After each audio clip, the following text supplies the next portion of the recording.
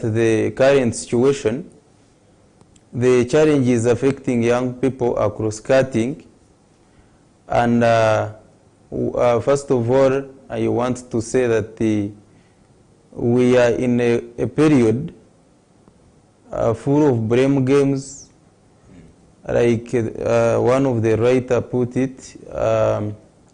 We are in a tough period, and and that person was trying to bring out the whole situation, whereby he was saying that tough times never last, but tough people do.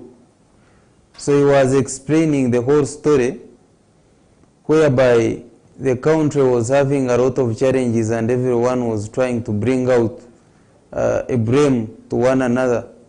So in other words, everyone was trying to fix a blame and no one tried to fix a problem. And that's what is happening in our country, Uganda. Uganda, being a part of Africa, would be having very many opportunities. However, we have not tried to use most of these opportunities. For example, the case that happened in Chitezi wouldn't have happened if we could perhaps use this as an opportunity. As young people, we have energy. Yes. Government has money. So if government is trying to inject, if government was trying to inject this money into young people, they collect garbage, they recycle the garbage, and at the end of the day, this garbage can turn to be of our advantage other than being a disadvantage. We have seen Uganda is actually one of the countries ranked to be entrepreneurial in nature. However, I think the entrepreneurial nature has not been supported by the government. So for example, if in economics, we normally have assets and liabilities. If you look at if you want to balance the equation, assets must be equal to liabilities if the balance sheet is to balance. So looking at our country, we consume water. After consuming water, you dump a plastic bottle. From that plastic bottle, it becomes a garbage. It is collected somewhere. At the end of the day, it is that very garbage that will affect the country.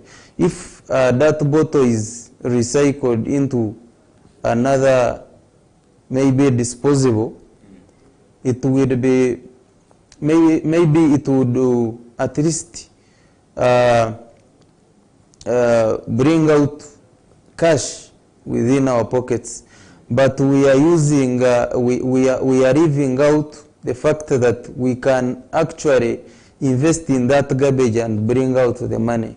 And that's why we have tried to come up with a generation, a corrective generation through NRM Youth Cadres Association, to say that as young people of NRM, we can come up with solutions to these challenges.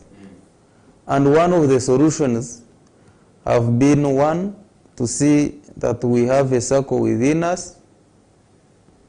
Two is to make sure that we start up a project to do with recycling, whereby you are going to be using the garbage to do charcoal briquettes, such kind of things. We are also trying to see, we have started a climate action, and we have been traversing the whole country from north, east, now to west. We are now going to be in Kampala. We are trying to see a way of, because one of the challenges that are affecting young people is climate change. this climate change, we are coming in with a solution that perhaps if we could plant some trees in a campaign called 1 million tree planting campaign, we would be able to curb some of those challenges. For example, that happened in Kitezi, challenges that are affecting our agriculture, challenges that are affecting, that are actually affecting our generation. However, we need a collective effort because these challenges are cross-cutting. They are not affecting NRM people, they are not affecting opposition people, but they are affecting Ugandans. Just as I was coming, I watched a video whereby our comrade from the new president was trying to say that for my Museveni is the one who killed these people in Kitezi. And I just laughed because I was looking at Museveni bringing rains to pour the garbage and kill people.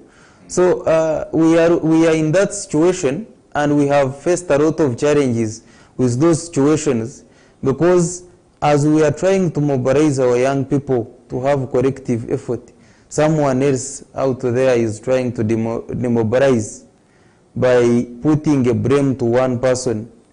Yet we are supposed to accept the blame first, then we deal with this blame. As we come up with the solutions, we need collective effort. We need a hand from the government in trying to support ourselves.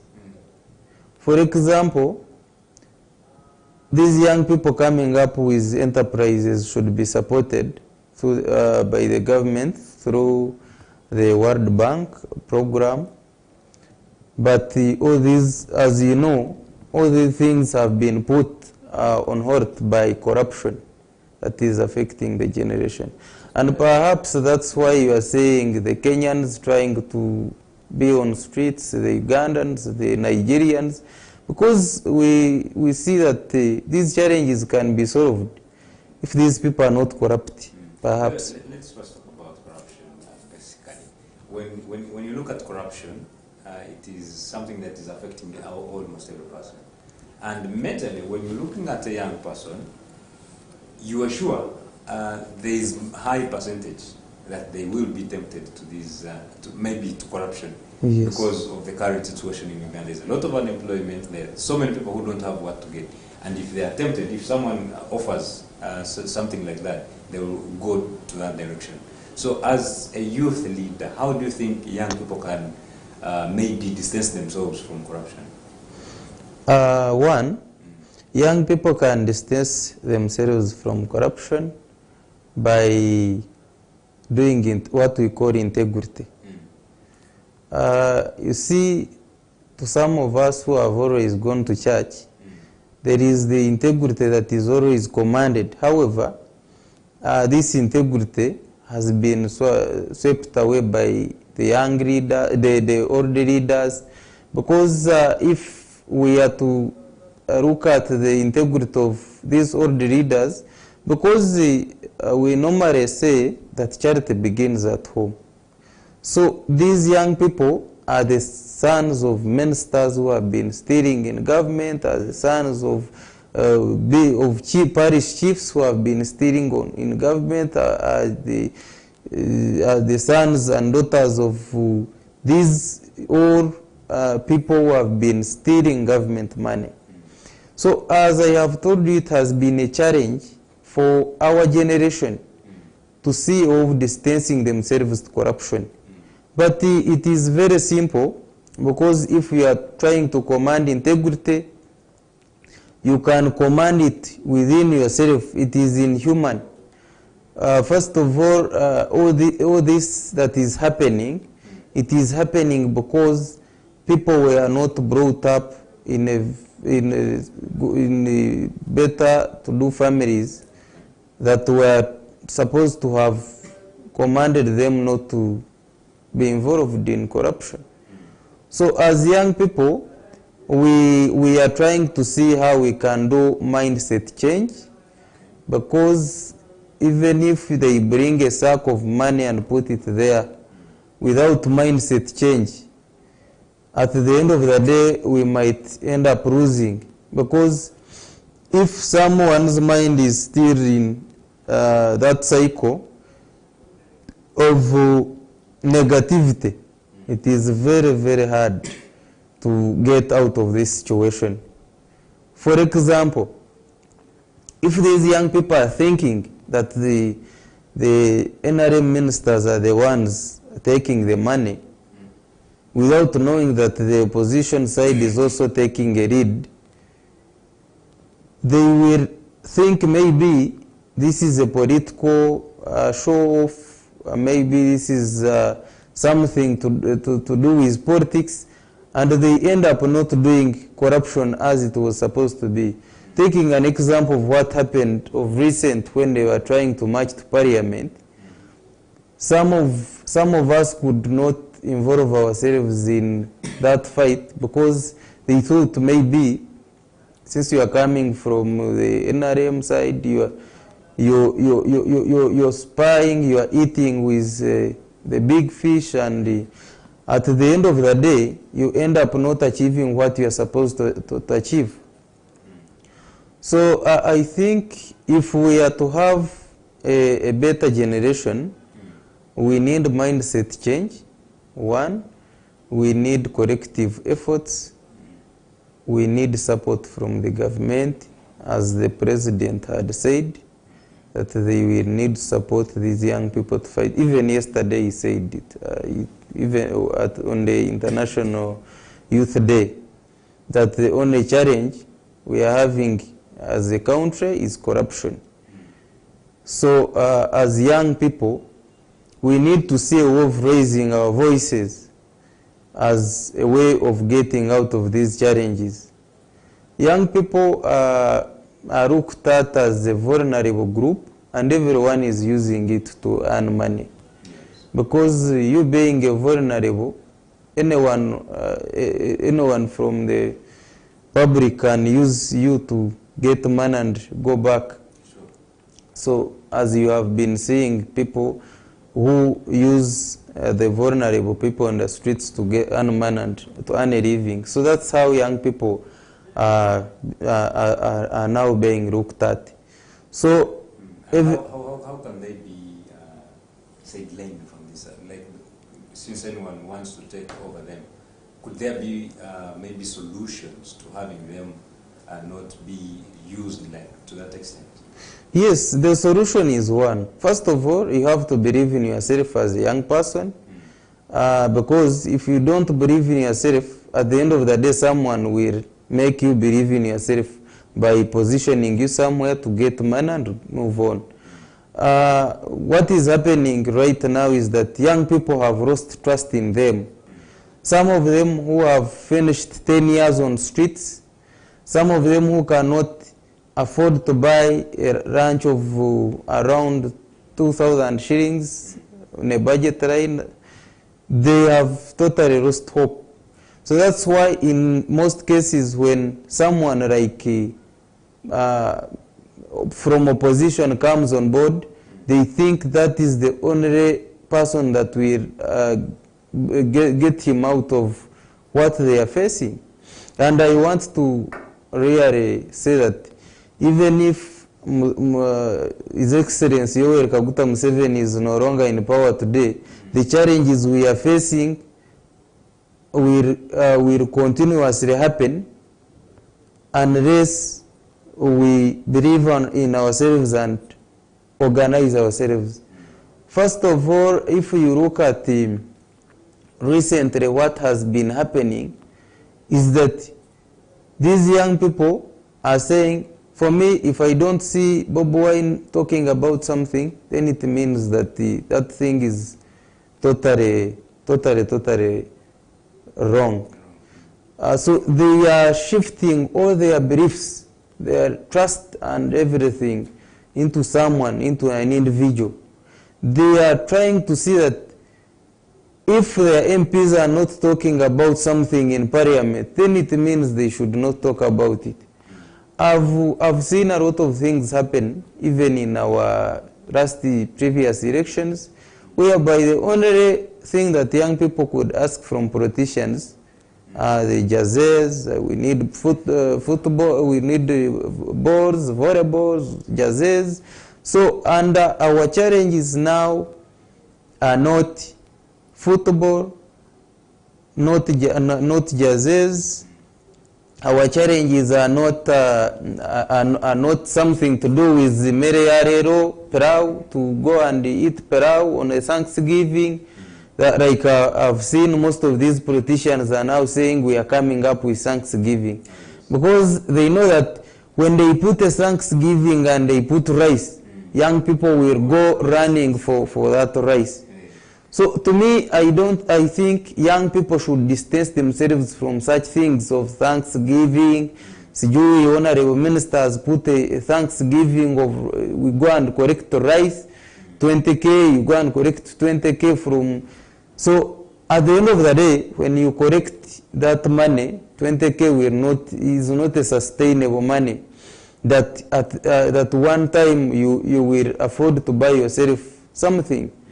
So we need to tell these politicians, these upcoming politicians, not always put us on a cheap base by thinking that the only solution to our generation is maybe this pocket change of 20K or rice perao mixed with meat. Our challenge is unemployment, of course poverty. Our challenge is to do with the economic depression, whereby whenever you go to a shop, you come when you are almost having nothing in your pocket. So our challenges are totally different from what these politicians think. Let these young people say, for example, if these politicians are coming, instead of giving us jerseys, let them put some money in our saving groups, so that at the end of the day, you'll be able to purchase something on your own. So we need to divert these young people from the mind of saying that they need the Mereyarero to the line of saying we need a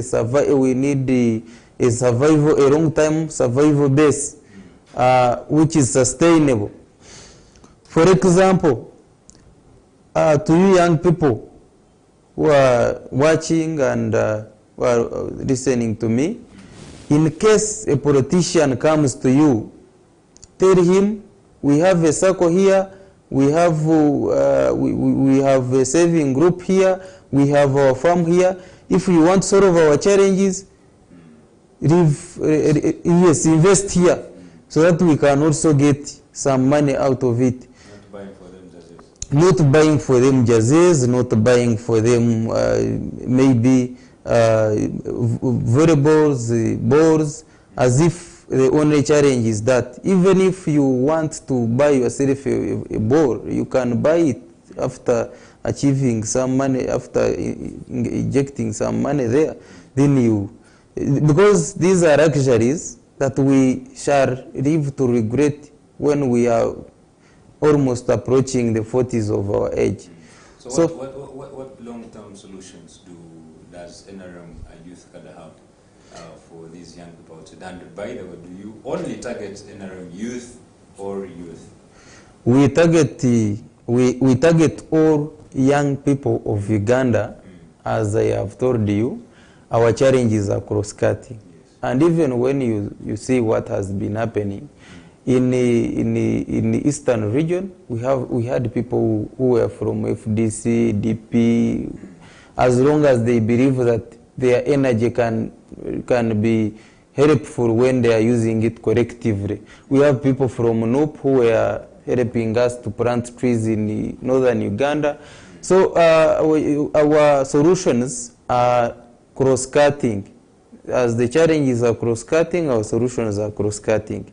We have started a circle for the young people to save. And this circle, its only job is to do a mindset change about saving. Previously, we have been having challenges to do with youth livelihood program. People who took money for youth livelihood program have never returned that money for other young people to achieve, to also use that money. So that's why perhaps maybe they resorted to other programs and left the youth livelihood program. Yet it was a very good program. So we are now trying to sensitize our young people that to have what we call economic integrity, financial integrity, whereby in case you borrow money from a circle, you'll be able to take back that money so that the money can be used by another person. And this circle is going to be lending young people at a very low interest rate, 5%. And young people have been accessing money through loans, very big loans. For example, a young person who accesses a loan at a 20% rate cannot be able to establish a business, simply because that money will not bring out the dividends. So we have come up with a circle. We have now come up with demonstration farms across the country. Every region has a demonstration farm. The only demonstration farm that is going to be established, that is remaining to be established, I think it is in Ankore, Western Uganda. But we have one in Pade. We have now gone to Eastern region. We have Central. We have Kachiri around. So we want to, in terms of agriculture, we want to bring these young people to order as we demonstrate something to do with a 4-hectare model, as our president has been trying to educate Ugandans. So we have very many for them, and we have been trying to come up with very good lasting solutions. So if we know if we tackle agriculture and saving part of it, as we lend these people money, they will invest in agriculture. We are trying to see that whatever that will happen at the demonstration farm will be duplicated in their different homes, to make sure that they at least have something in similar with what we are going to be skilling them on that skilling center of agriculture. Well, thank you so much. That is really, really interesting. So I see time has really, really caught us. I wish we had more time to discuss about the young people. But of course, we shall have an extension there in issues at hand, so you want to stay on. But well, just any last word from you, please, briefly, as we went up.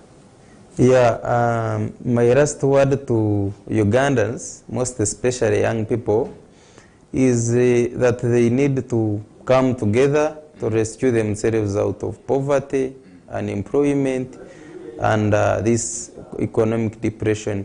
They also need to know that if they are to cause change, they will cause change themselves. If they think that what their leaders have done is a disservice, let them go and contest against them to make sure they bring out something to do with economic, social, and political recovery. Yeah. Thank you so much. That is Mr. Nahamya Emmanuel, who is the Vice Chairperson NRM Youth Cadre. Of course, you've had a very insightful discussions from him about the young people being supposed to be very important people in the world, not being misused, being taken advantage of, and all that kind of. So I hope you had a wonderful discussion there. Well, we have issues at hand coming up. Still, we shall also tackle in something there about the young people. Do not go away. This is Good Morning Family. Up next is Issues at Hand.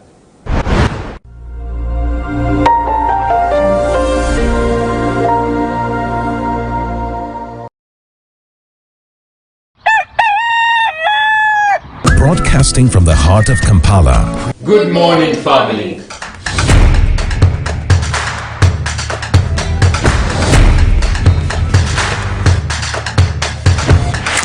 Welcome to Good Morning Family.